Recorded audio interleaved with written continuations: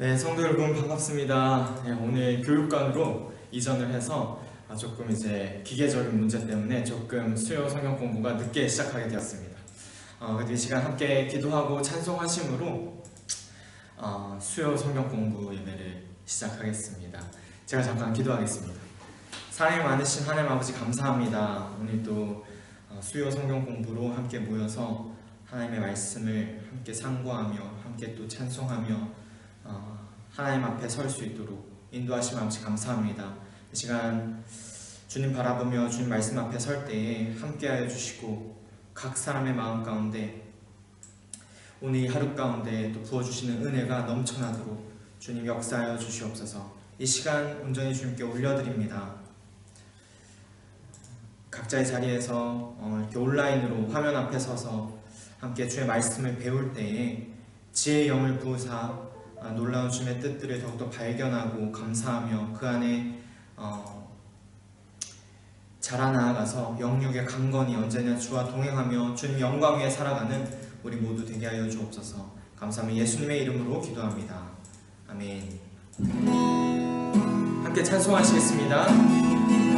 찬송가 96장 예수님은 누구신가 함께 찬송하시겠습니다. 예수님은 누구신가 우는 자의 위로와 없는 자의 풍성이며 전한 자의 높음과 잡힌 자의 노임되고 우리 기쁨 되신 예수님은 누구신가 예수님은 누구신가 약한 자의 강함과 눈먼 자의 빛이시며 병든 자의 고침과 죽은 자의 부활되고 우리 생명 되신 예수님은 누구신가 주한 자의 전함과 죽은 자의 생명이며 죄인들의 중보와 멸망 자의 구원되고 우리 평화 되신 예수님은 누구신가 온 교회의 머리와 온 세상의 구주시며 모든 왕의 왕이요 심판하실 주님 되고 우리 영광 되시네. 아멘.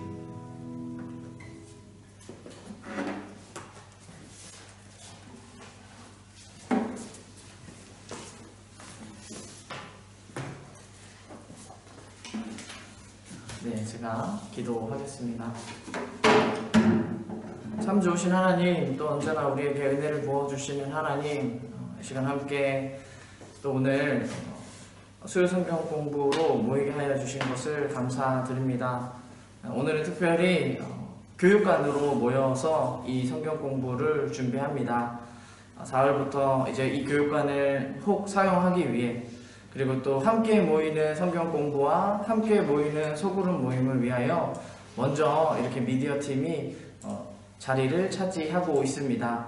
이 시간 가운데 예수 그리스도라는 주제를 따라 우리 예수님이 정말 어떤 분이신가 우리가 성경에 말하는 지식과 또 신학자들과 모든 그리스도인들이 예수 그리스도를 바로 알기 위해서 노력했던 흔적들을 살펴보고자 할 때 아버지 하나님 이것들이 우리에게 은혜가 되고 또 도전이 되고 또 우리의 시야가 조금 더 넓게 열리는 그러한 기회가 될 수 있도록 도와주시옵소서.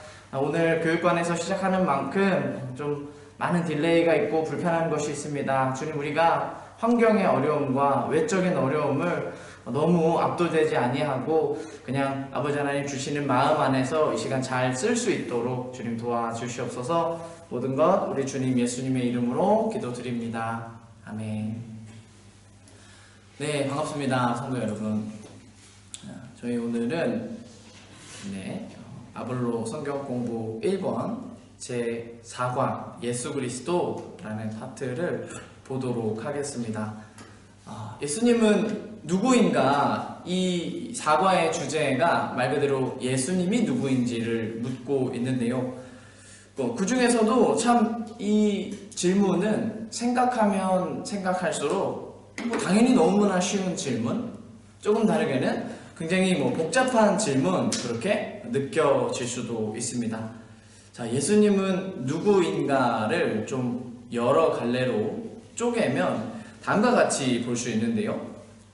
그리스도인들은 예수를 누구라고 불렀습니까?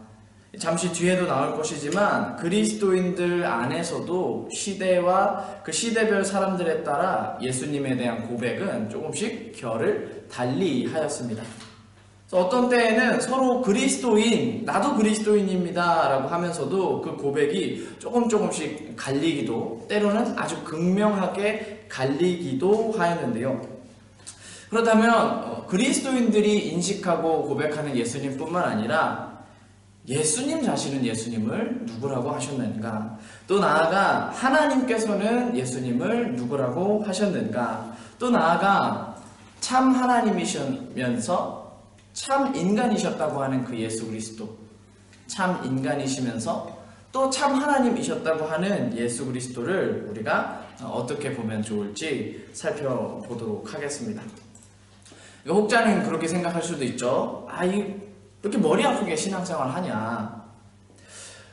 예수님이 참 하나님으로서 어떻게 이해해야 하는지, 참 인간으로서 어떻게 이해해야 하는지, 머리 아프게 신앙하고 싶은 사람들은 그냥 머리 아프게 신앙하게 두고 우리는 그냥 성경에 나와 있는 예수 그리스도를 따라갑시다. 복잡하게 이해하지 맙시다. 이렇게 얘기할 수도 있는데요. 분명 그 말에는 일리가 있습니다. 그리고 이 말에는 분명히 우리가 이해하고 납득할 만한 분량이 있지만 이 말에는 어폐도 있는데요. 왜냐? 믿는 것은 사람인데, 그리고 성경을 따라 아주 순전한 신앙을 하는 그 사람이 예수에 관한 이해를 각각 달리 하기 때문입니다. 그러니까 예수님께서 이 제자들에게 물으신 그 질문만 봐도 잘 알 수가 있죠. 이 마태복음 16장 13절에 보면 예수님께서 빌립보의 가이사랴 지방에 이르러서 제자들에게 이렇게 물으십니다. 사람들이 인자를 누구라고 하느냐? 자, 그러니까 이 제자들이 이러이러하다고 얘기합니다. 저렇게들도 보고 있습니다. 라고 대답하죠. 그러니까 한 번 더 그러니까 예수님께서 제자들에게 물으시는데요. 그러면 너희는 나를 누구라고 하느냐? 시몬 베드로가 대표로 대답합니다. 주는 그리스도시요 살아계신 하나님의 아들이십니다. 어쩌면 예수님께서 그 1세기 제자들에게 물으셨던 그날의 질문이 바로 오늘날에 이르기까지 계속되고 있는 것 같습니다. 예수님은 누구시고 또 예수 그리스도를 누구라고 봐야 합니까? 먼저 오늘 이 책의 교재 4과에 보니까 다음과 같이 소개하고 있는데요. 기독교 초창기부터 칼케돈 종교회의에 이르기까지는 주로 예수 그리스도의 신성과 인성의 관계를 이해하고 설명하는 데 힘을 기울였다. 초대교회에는 영지주의의 일파로 여겨지는 가연설주의자가 있어서 예수 그리스도의 인성에 의문을 품었는데 결국 그리스도께서는 실제로 성육신한 것이 아니라 단지 인간처럼 보인 것에 불과하다고 이 가연설주의자들은 주장했습니다. 또 이와는 반대로 예수 그리스도의 인성은 받아들이지만 이 신성에 대해서는 반기를 든 그런 인물도 있는데요. 우리가 이렇게 아리우스주의자들이라고 얘기를 합니다. 이 아리우스는 한마디로 성자는 성부에 의해서 태어나고 창조된 존재이기 때문에 성자는 존재하지 않았던 적이 있었다. 성자는 창조된 열등한 신이라는 그런 주장을 하였습니다. 자, 그 후의 역사를 보면 이 아리우스에 대한 극렬한 반대자, 곧 아폴리나리우스는 예수님에게 인간으로서의 몸과 혼은 있지만 그분의 이성적 영은 신적 로고스에 의해 대취되었다고 함으로써 급기야는 온전한 인성을 부인하게 됩니다. 네스토리우스 역시 아폴리나리우스에 대한 반박의 피치를 끌어올려 그리스도의 완전한 인간 되심을 강조하였는데요. 근데 이것이 너무 과격하다 보니 마치 그리스도 안에 두 품격, 곧 신적 품격과 인적 품격이 병존하는 것처럼 이렇게 되어 버렸습니다. 네스토리우스주의라는 이제 나중에 완전히 이제 공교회에 의해 이단으로 정죄받게 되는 주의가 생기는 거죠.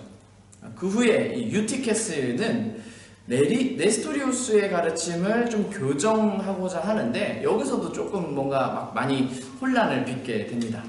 인간 예수가 성육신할 그 당시에 신성에 의해서 인성은 병합되고 흡수되었다 이렇게 주장함으로써 그리스도는 신성과 인성을 동시에 가지셨을 뿐만 아니라 신성에 의해 인성이 완전히 융해되었다. 이게 완전히 압도되어 버린 그런 좀 이상한 존재로 이렇게 묘사하고 맙니다. 이러한 유티케스주의까지 좀 정리할 필요가 있었기 때문에 칼케돈 종교회의가 소집되는데요. 우리가 아는 칼케돈 종교회의에서 바로 이러한 신조를 작성하고 고백하게 됩니다. 칼케돈 신조의 내용을 한번 읽어보면요. 그러므로 거룩한 교보들을 따라 우리는 한 분 동일하신 주님 예수 그리스도를 고백한다. 우리 모두는 그분은 신성에 있어서 완전하시며 인성에 있어서 완전하시며 참 하나님과 참 인간이시며 이성적 영혼과 육체를 가진 동일한 분이라는 것을 일치된 마음으로 고백한다. 그 신성에 있어서 성부와 동일 본질이시고 그 인성에 있어서 우리 인간과 동일 본질이시며 죄를 제외한 모든 점에서 우리와 같으시다. 우리는 두 본성이 혼동 없이 변화 없이 분리 없이 나누임 없이 존재한다고 인정하고 본성들이 연합으로 인해 결코 소멸되지 않으며 도리어 각 본성의 차별적 속성은 보존된 채 한 인격과 한 본체 안에서 결합되어 있음을 인정한다. 네, 이렇게 정리하고 있습니다. 한마디로 이 칼케돈 신조는 예수 그리스도는 참 하나님이셨으며 참 인간이셨다. 신성에 있어서도 완전하시고 인성에 있어서도 완전하셨다. 그렇게 고백하고 있습니다. 네, 이제 좀 18세기 그리스도 이해로 넘어가야 할 텐데요. 저희가 잠깐 멈춰서 좀 지금 미디어 팀 상황이 어떤지 좀 보고 가도록 하겠습니다. 네, 계속 해도 되나요? 네, 알겠습니다. 그런데 이제 18세기에 이르러서 예수 그리스도에 대한 이해는 조금 전혀 새로운 국면으로 접어들게 됩니다. 역사적 예수, 신앙의 그리스도라고 하는 이 역사적 예수 탐구 운동이 일어난 것인데요. 그 첫 시도는 바로 이 라이마루스라는 인물을 시작으로 그 뒤로 스트라우스, 바이스와 같은 사람들이 등장합니다. 이 내용은 굉장히 우리 성도님들에게 좀 낯설고 생소한 내용일 수 있기 때문에 이런 사람들이 1세기 역사적 예수를 이렇게 보았다, 이러한 측면을 주장하였다 정도로 이해하면 좋을 것 같습니다. 자, 라이마루스의 주장에 따르면 역사적 예수와 제자들에 의해 선포된 그리스도는 이게 좀 구별되어야 한다, 그렇게 주장하였는데요. 정말로 2000년 전에 1세기에 살다 간 그 인물 젊은 청년 예수 그리스도와 복음서에서 그리고 제자들이 그 교회 안에서 선포하고 선언하였던 신앙의 그리스도는 이게 조금 구별해서 볼 필요가 있다, 그렇게 주장한 것이죠. 이 뒤에 이제 스트라우스라는 사람은 또 예수님을 어떻게 이해했느냐, 예수는 이 유대교의 그 지혜의 교사에 불과했는데, 유대교에 머물러 있는 좀 그런 인물로 봐야 하는데, 사도들에 의해 그가 구원자로 승화되었다, 그러한 입장을 취하였습니다. 바이스의 주장에 따르면 예수를 그렇게 볼 것이 아니라 예수의 소명을 봐라, 그의 소명 안에는 종말론적 성격이 있는데 그 종말론적인 성격 안에서 예수를 봐야 한다, 이렇게 또 한 측면을 주장하였죠.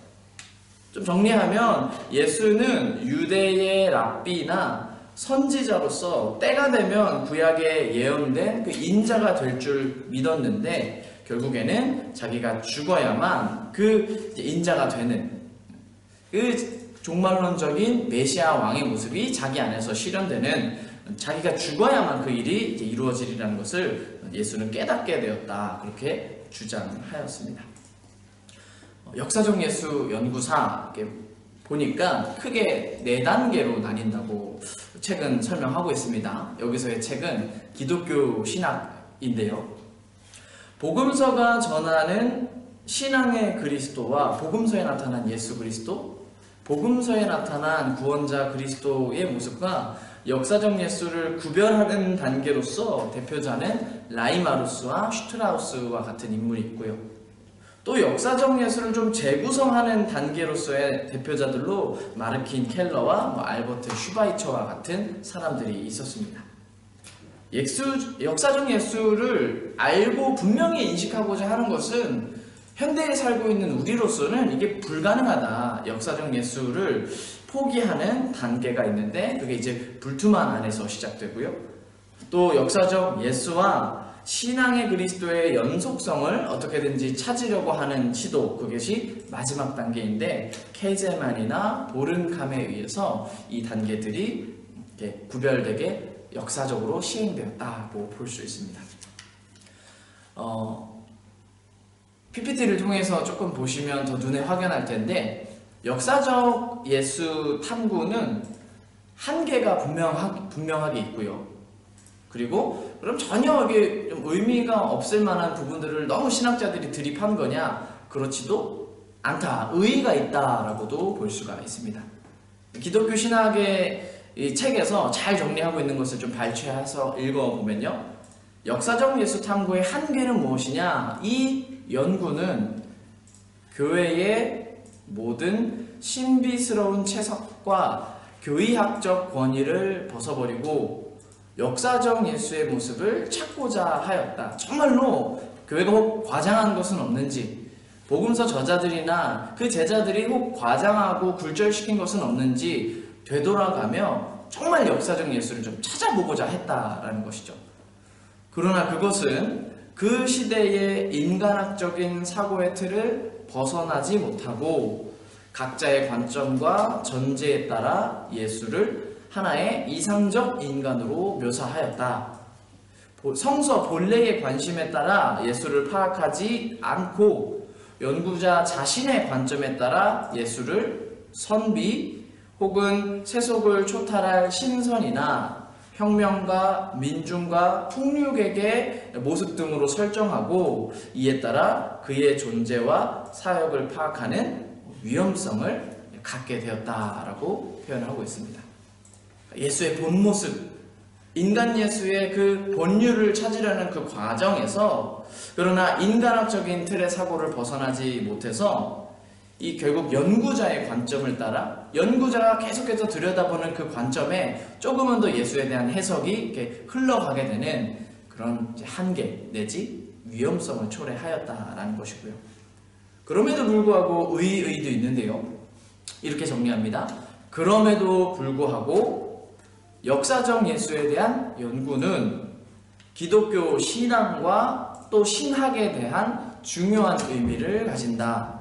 그것은 기독교 신앙과 신학에 대해 규제하며 조정하는 기능을 가진다. 즉 예수에 대한 기독교 신앙과 신학적 저술들이 자기 마음대로 만들어낸 가끔씩 그런 거 있잖아요. 예수님을 자기 마음대로 이해하고 자기가 표현하고 싶은 대로 설명하기 시작하는 이런 좀 은사주의 계열이나 아니면 예수를 굉장히 호도하는, 그래서 성경에 있는 예수를 그 사람이 바로 알고 있는 것이 맞나?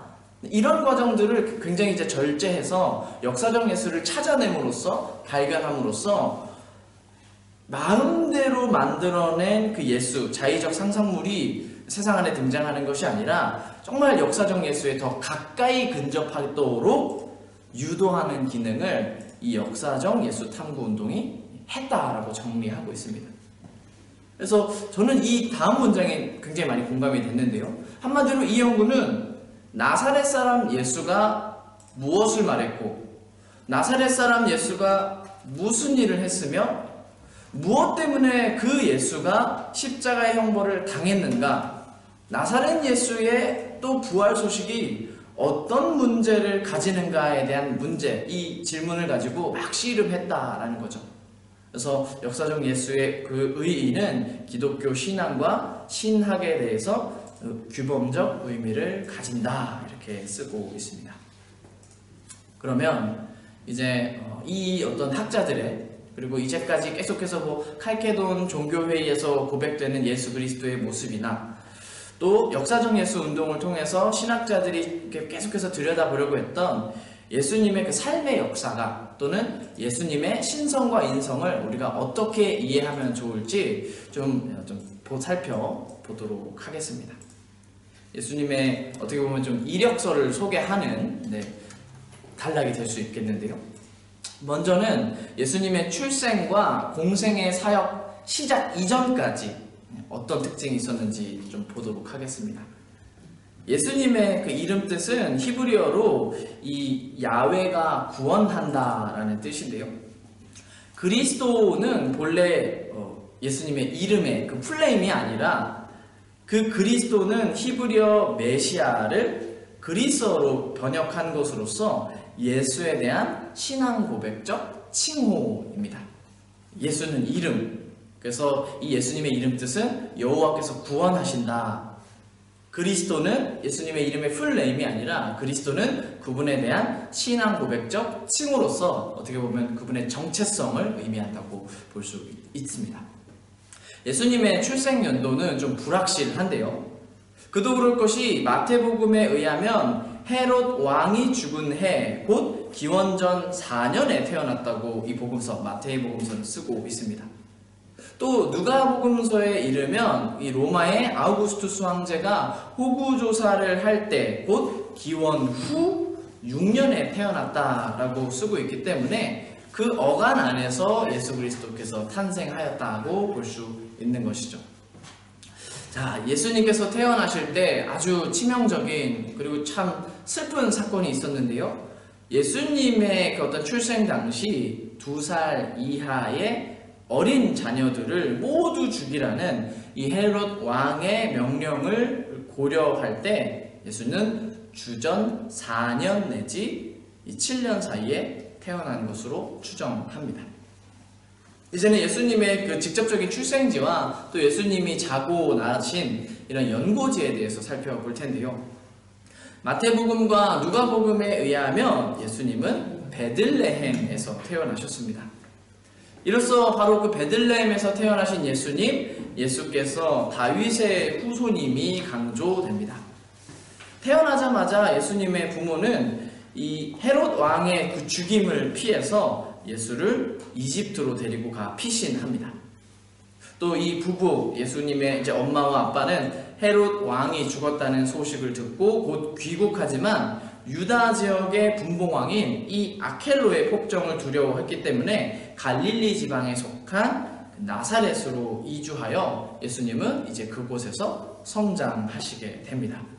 그래서 나사렛 사람, 나사렛 예수라고 하는 호칭이 생기는 것이죠. 예수님이 어렸을 때 공생애 이전에 어떤 사회적 지위를 가지셨을까, 그리고 예수님의 그 가족 관계는 어땠을까 살펴보면요. 예수님은 사회적 출신 계층에 있어서는 평민이었습니다. 그의 양아버지죠. 요셉은 노동자로서 목수의 일을 맡았는데 예수님 역시 이 아버지 요셉 밑에서 목수의 일을 배웠던 것으로 보인다. 그래서 평민 신분으로서 양아버지 요셉과 같은 노동자였을 것이고, 그리고 이 아버지 요셉에게서 목수의 일을 배웠다라고 정리할 수 있죠. 그래서 우리가 잘 아는 표현, 목수의 아들이라는 표현이 이 성경에 등장하고 있습니다. 근데 또 다른 한편으로는 복음서는 예수께서 성령으로 잉태되셨음을 기록하기 때문에 예수를 다윗의 자손이요 아브라함의 자손이라고 부르고 있습니다. 또 예수님의 형제를 보면 야고보, 요셉, 유다, 시몬 이렇게 네 사람의 남자 형제와 누이들이 있었다는 것을 볼 수가 있습니다. 이 예수님의 어린 시절, 곧 유년 시절에 대해서는 사실 전혀 좀 알 수 있는 것이 없는데요. 다만 아람어, 그 당시 이제 예수님이 사용하셨던 일상 언어는 아람어이셨는데 그 언어를 사용하셨고 정규 교육을 받지 않으셨음에도 이 구약 성서에 대한 해박한 지식을 가지고 있었다. 또 진리에 대한 깊은 통찰력을 가지고 있었다. 핵심을 찌르는 뛰어난 변론술도 가지고 있었다는 것을 우리가 성경을 통해 알 수가 있습니다. 또한 예수님은 이 구약 성서의 그 신앙을 그대로 수용하고 있으며 하늘과 땅의 창조자인 하나님을 고백하고 있습니다. 마지막으로 아브라함과 이삭과 야곱의 하나님, 곧 구약에 나타난 그 하나님을 아버지 또는 아빠라고 부름으로써 예수님 자신을 하나님의 아들로 이해하는 것으로 우리가 볼 수가 있습니다. 자, 그러면 이제 예수님께서 공적 활동을 시작하는 그 공생의 시작과 십자가 이전까지의 자락이 예수님은 어떤 역사 생활 속에 계셨나 저희가 살펴볼 텐데요. 공생의 활동을 시작하기 이전에 먼저 예수님은 세례자 요한의 하나님 나라 운동과 이스라엘의 회개 운동에 참여한 것으로 보입니다. 그러나 이 분봉왕 헤롯 안티파스가 그의 동생의 아내의 그 헤로디아를 취한 것에 대한 비판으로 인해 세례 요한이 감옥에 갇히자 예수님은 이제 갈릴리로 들어가셔서 이 갈릴리에서 자신의 하나님 나라 운동을 시작합니다. 그래서 우리가 너무나 잘 아는 말씀 마가복음 1장 15절에 이렇게 얘기하는데요. 때가 찼다. 하나님 나라가 가까이 왔다. 회개하여라. 복음을 믿어라. 이렇게 말씀하셨습니다. 너무나 잘 알듯이 약 30살 때에 예수님은 공적 활동을 시작한 것으로 보이고요. 또 그 당시에 이제 로마 황제는 아우구스투스의 양아들 티베리우스였고 그 예수님 당시에 예루살렘의 제사장은 안나스와 가야바 그리고 유다 지역의 총독은 빌라도였다는 것을 우리가 누가복음이나 또 다른 복음서들을 통해서 확인할 수 있습니다. 그럼 예수님께서 그 갈릴리에서 하나님 나라 운동을 시작하실 때 어떠한 말씀을 하셨는가, 또 어떠한 예수님 안에서의 그 하나님 나라 운동을 하셨는가 살펴보겠습니다. 예수님은 먼저 이스라엘 집에 잃어버린 양 혹은 잃어버린 자를 찾으십니다. 그 사회의 집권 계층과도 예수님은 분명 만나시지만 주로 질병과 가난 속에서 소외된 이 민중들 안으로 들어가시죠. 그래서 그 안에서 소외당한 사람들, 질병 안에서 완전히 그냥 사람들의 배척점에 서 있고 소외당하는 그들에게로 들어가셔서 하나님 나라 운동을 일으키십니다. 자, 예수님의 선포가 이 하나님 나라를 다루고 있는데 이것이 당시 사람들, 곧 유대인들에게는 새로운 것이 전혀 아니었다. 이것이 중요한데요. 이미 세례 요한을 통해서 선포되던 하나님 나라였기 때문에 유대인들에게는 굉장히 익숙한 개념이었습니다. 그러나 이 세례 요한의 하나님 나라 선포와 예수 그리스도의 하나님 나라의 선포가 이미 주제는 같지만 그 말하는 양태는 달랐다는 것을 우리가 기억해 보면 좋을 텐데요. 혹시 저희 그 PPT로 잘 나타나 있나요? 지금 제가 멈춰 있어서 요거 다음 이렇게 좀 두 가지로 형형색색으로 두 가지 기둥을 이렇게 띄워놓은 것이 있는데요. 그것을 좀 보면 좋겠습니다. 어떻게 달랐느냐? 하나님의 나라는 세례 요한에 의하면 인간의 죄에 대한 하나님의 분노의 심판으로 오는 반면 이렇게 빨리 회개해라. 주님의 날, 곧 진노의 날, 크고 두려운 날이 이르기 전에 빨리 하나님께로 돌아와라. 세례 요한은 그렇게 선포한 반면 예수님의 선포에 의하면 하나님 나라는 아빠 하나님의 그 은혜로서 온다는 것을 우리가 볼 수 있습니다. 그것은 세례 요한이 이해하였던 것과 같이 인간의 업적에 대한 그 심판으로서 행위에 대한 대가로서 오는 것이 아니라 이스라엘의 잃어버린 자들에 대한 하나님의 조건 없는 용서와 구원으로서 하나님 나라가 온다는 것이죠. 또 세례 요한은 그렇기 때문에 금욕과 아주 철저한 어떤 명령, 경건의 지표를 통해서 하나님 나라를 앞당겨 오고자 하는 반면 예수 그리스도는 그냥 죽음에 빠져 있는, 죽음의 그늘 속에 살고 있는 사람들에 대한 하나님의 은혜의 표징들을 드러냄으로써 곧 병든 생명을 강경케 하는 그런 기적들을 통해서 하나님 나라가 앞당겨 오고 있음을, 그리고 하나님 안에서의 하나님 나라의 그 앞당김이 예수님 안에서 출현하고 있음을, 이루어지고 있음을 보여주셨습니다. 그래서 이 세례 요한과 그 예수님은 늘 뭔가 이렇게 양태가 다르죠. 요한의 무리는 광야에서 금욕 생활을 했던 반면 또 때마다 시마다 이렇게 금식했던 반면 예수님은 세상 안으로 들어가서 그 세상이라고 하는 곳에서 세리와 죄인들의 친구와 함께 즐겨 먹고 마시는 것을 볼 수가 있습니다. 이처럼 하나님 나라에 대한 서로 다른 관점을 따라 세례 요한과 예수는 이 하나님 나라를 기다리거나 그것을 대하는 표상이 상이하였다, 그렇게 볼 수가 있겠습니다. 따라서 이 하나님에 대한 인식도 다를 수밖에 없었는데요. 요한에게서 하나님은 행위를 따라 인간을 판단하는, 곧 그 당시 유대 신앙에서 벗어나지 못하는 그런 율법적인 존재로 하나님이 나타나 계신다면, 예수님에게서 그 하나님은 인간의 행위를 묻지 않고 그의 나라를 시작하는 은혜로운 분으로 보여집니다.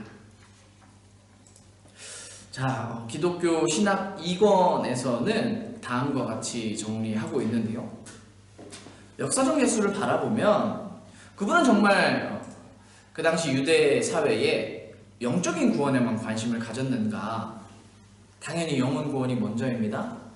그리고 그 영혼 구원이 정말로 예수님께서 인간의 그 궁극적인 문제를 해결하시려 오셨는데요.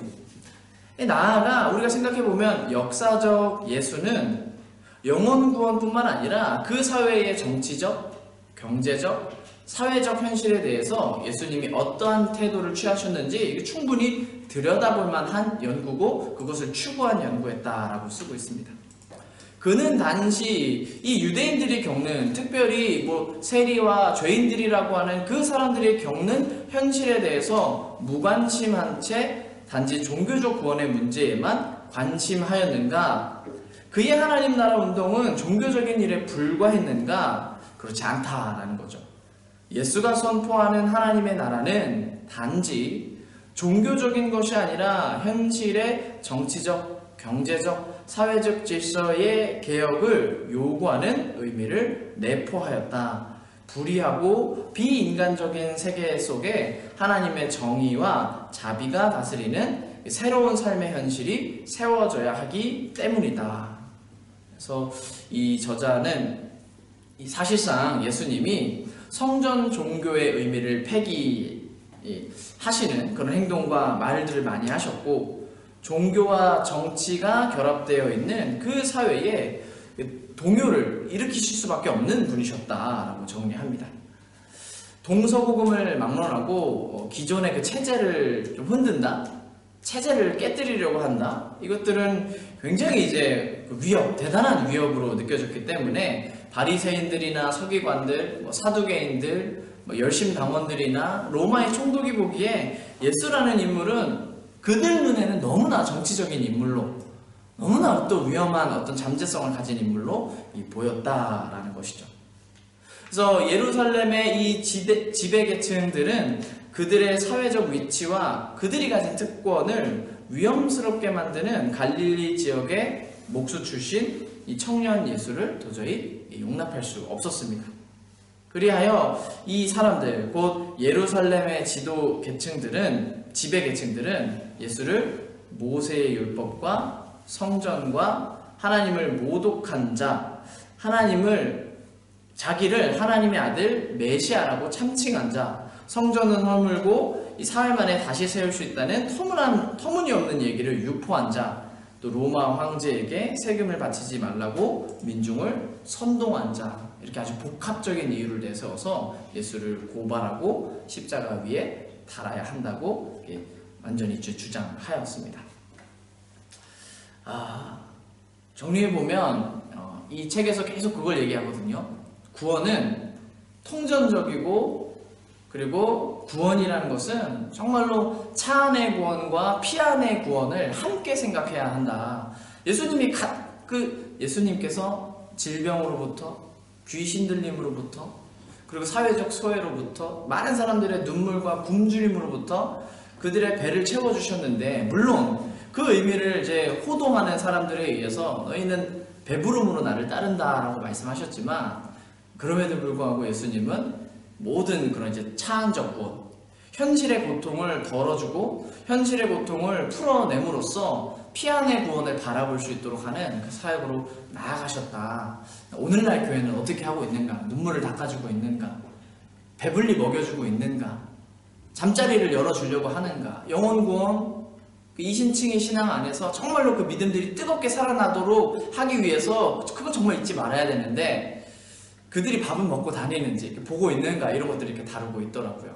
그래서 예수님은 참 총체적인 그리고 통전적인 그 구원 사역을 하셨구나. 눈물 닦아주시는 것이 그 영혼의 눈물만 닦아주시는 것이 아니라 그 몸에 흐르는 모든 눈물과 서러움도 닦아주신 분이구나. 저희가 그렇게 좀 종합적으로 이해하면 좋겠습니다.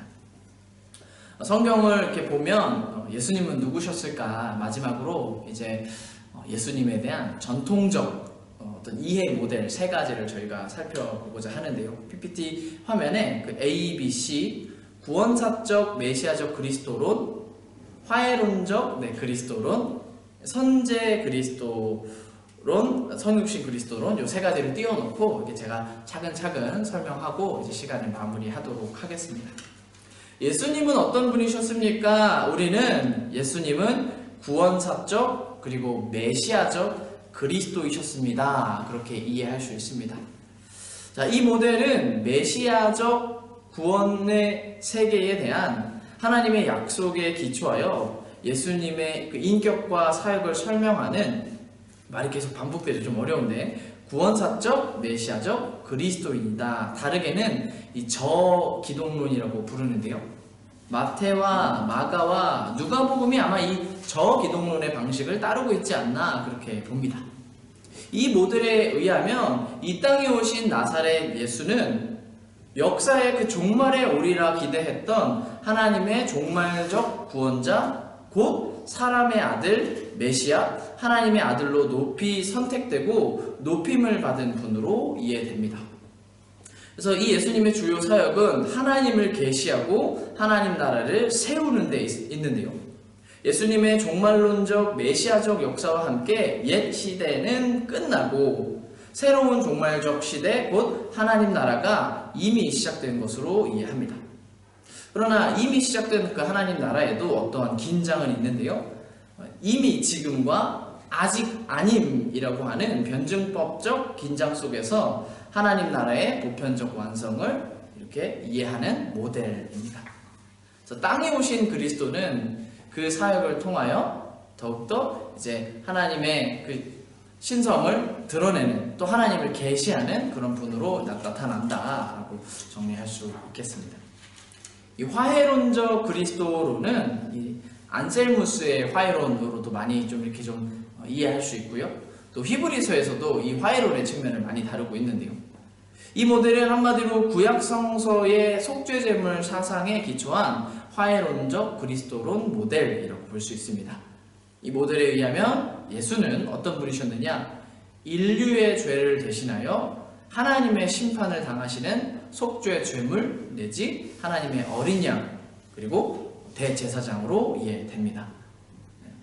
이 모델 안에서 이해되는 예수님의 주요 사역은 죄의 용서, 죄책으로부터의 해방, 하나님과 인간, 그리고 하나님과 세계의 화해, 모든 그 세계의 화해, 화목에 있는 것으로 생각됩니다. 그래서 이 모델은 중세기 안셀무스죠. 안셀무스의 화해론을 통해 구원에 대한 기독교의 교리와 선포에 결정적인 영향을 주었다고 봅니다. 마지막으로 이제 선제 그리스도론, 그리고 성육신 그리스도론이 있는데요.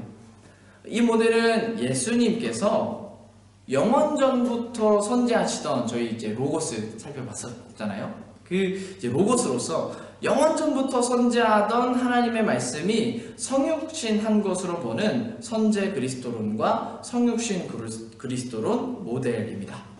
조금 다르게는 이 고기독론이라고도 부르는데요. 요한복음이 바로 이 고기독론 양식을 따르고 있는 것으로 봅니다. 이 모델은 굉장히 좀 누구를 위한 모델이었느냐, 조금 더 어떤 사람들을 안배했느냐, 고대 그리스 문화권, 곧 헬레니즘의 우주론적 사고에 착안하여 그 헬레니즘의 우주론적 사고에 기입한 그 예수의 인격과 사역에 대한 더 깊은 이런 통찰, 연결고리를 제공하고 있다고 볼 수 있겠습니다. 예수님은 우주의 기초가 세워지기 전부터 선지하고 계셨고, 온 우주 속에 작용하는 하나님의 지혜 또는 로고스이셨다. 예수님은 구원을 위해 하늘로부터 내려와 인간이 되신 하나님의 아들이다. 이렇게 정리합니다. 자, 그러면 뭐가 더 맞는 말입니까? 우리는 뭘로 이해해야 합니까? 그렇게 좀 혹 질문할 수도 있는데요. 기독교 신학 2권에서는 이 세 가지 모델을 얘기하면서 이 세 가지 틀 모두를 종합하며 예수님을 이해하면 좋겠다. 정말 빛은 없고 어둠이 가득한 그날에, 정말에 세상에 악이 가득하고 모든 사람들이 눈물 흘리고 로마의 황제가 신으로 자처하는 그 시대에 하나님의 아들은 그 구약에 약속된 대로 메시아로서, 곧 구원자로서 우리에게 오셨다. 그래서 하나님 나라를 보여주신 그런 메시아적, 그리고 히브리적 전통에 따른 그리스도론 모델이 되신다는 것이죠. 또한 뒤에 화해론적 그리스도론의 사역을 감당하셨고, 정말 우리 주님은 이제 선제 그리스도론의 그 형태를 보이고 계시고 성육신하신 그리스도입니다. 그래서 제가 읽고 마무리할 텐데요.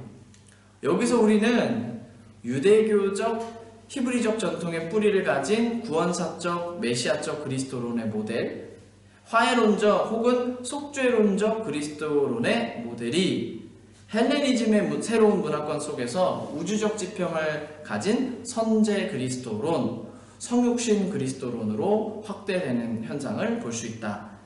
이리하여 이게 세 가지가 다 물리고 서로 함께 만남으로써 이리하여 인류를 구원하기 위해 자기를 속죄제물로 바친 하나님의 메시아적 아들 예수는 우주적 그리스도로 고백된다. 이 세 가지 모델은 신약 성서에서 서로 결합되고 침투하며 서로를 조명하고 수정한다. 네, 오늘은 조금 우리에게 너무 당연한 예수님, 그리고 우리에게 감동이 되고 정말로 우리의 위로와 안식이 되는 그 예수님을 조금은 어렵게, 아니면 좀 들어보지 못한 어떤 이제 키워드들로 많이 살펴보았습니다. 그렇다는 건 이 어떤 책에서 그렇게 얘기하더라고요. 아직도 우리는 예수님을 잘 모를 수도 있다. 아직도 우리는 예수님에 대해서 더 많은 것들을 알 수 있는 그런 이제 여러 가지 이렇게 바운더리가 남아있다라고 하면서 예수를 더 알기 힘쓰자라는 결론이 있는데요. 우리 늘 성경을 가까이 하시고 또 예수님께 기도하시고 예수님께 의뢰해 가시는 모든 성도님들이 그 마음에 내가 잘 아는 예수님, 그러나 우리 주님 더 알기 원합니다. 내가 알고 있는 정말 그 죄를 용서하신 예수님, 그런데 그분이 정말 우주적, 아주 유니버스한 그런 주님이시라는 것을 우리가 더 알기 원합니다. 세계 만방에 주님의 구원과 주님의 눈물 닦아주심이 필요하오니 주님이 이 땅에 역사하시고 우리도 그 예수님 바라보면서 살 수 있도록 도와주시옵소서. 어느 때에나 예수님 더 알기 원하시는 모든 성도님들 되셨으면 좋겠습니다. 제가 마무리 기도하고 우리 주기도문으로 마치도록 하겠습니다. 참 좋으신 하나님, 또 사랑과 은혜가 풍성하신 우리 하나님, 우리에게 예수님을 보내주시고 태초부터 정말 하나님과 함께 계셨던 그 예수 그리스도를 보내주셔서 우리로 하나님을 알게 하신 것, 우리로 하나님의 구원을 붙잡게 하신 것, 우리에게 예수님 안에서 믿음이 자라게 하신 것을 주님 너무나 감사드립니다. 많은 사람들이 정말 예수님을 자기 안경, 자기 렌즈대로 보는 것이 아니라 자기가 보고 싶은 대로 굴절시키는 것이 아니라 정말로 혹 객관적 예수를 발견할 수 있을까? 정말로 혹 정말로 우리가 예수님의 있는 그대로를 발견해서 그분을 오해하지 않고 제대로 볼 수 있을까? 많은 사람들이 그러한 열정과 또 열심과 또 건전한 그런 시야를 갖기 위해서 노력하였다는 것을 우리가 이렇게 지금 살펴보았습니다. 우리는 비트는 것에 전문가이고 우리는 자꾸만 정도를 걷다가도 곁길로 가는 사람들이기 때문에 나는 있는 그대로의 예수님을 보겠다, 그래서 있는 그리스도의 예수님을 찾아보겠다, 그렇게 선언하고 연구로 들어간 그 과정들에도 또 우리는 좀 잘못 보는 것들이 많이 있었습니다. 그래서 고백하는 것은 날마다 우리 주님께서 우리에게 자신을 나타내 주시고 날마다 성경을 읽을 때, 날마다 설교를 들을 때, 날마다 주님을 묵상하고 날마다 사람들과 대화하는 그 속에 하나님께서 정말로 건강하고 마땅한 여러 가지 채널로 하나님이 우리들에게 하나님 자신, 그리고 예수님 자신을 나타내 주셨으면 좋겠습니다. 우리가 예수님 잘한다고 너무 자신하지 않고, 또 우리가 예수님 너무 안 보인다고 너무 절망하지 않고, 어느 때나 우리 주님을 앙망하며 우리 주님을 정말로 따르며 어디에 주님이 있나, 또 어떻게 하는 것이 주님을 따르는 길인가, 아버지 하나님 모든 그런 총체성을 가지고 살아갈 수 있도록 주님 도와주시옵소서. 모든 것 우리 주님 예수님의 이름으로 기도드립니다. 아멘. 주기도문으로 마치겠습니다. 하늘에 계신 우리 아버지, 아버지의 이름을 거룩하게 하시며 아버지의 나라가 오게 하시며 아버지의 뜻이 하늘에서와 같이 땅에서도 이루어지게 하소서. 오늘 우리에게 일용할 양식을 주시고 우리가 우리에게 잘못한 사람을 용서하여 준 것 같이 우리 죄를 용서하여 주시고 우리를 시험에 빠지지 않게 하시고 악에서 구하소서. 나라와 권능과 영광이 영원히 아버지의 것입니다. 아멘.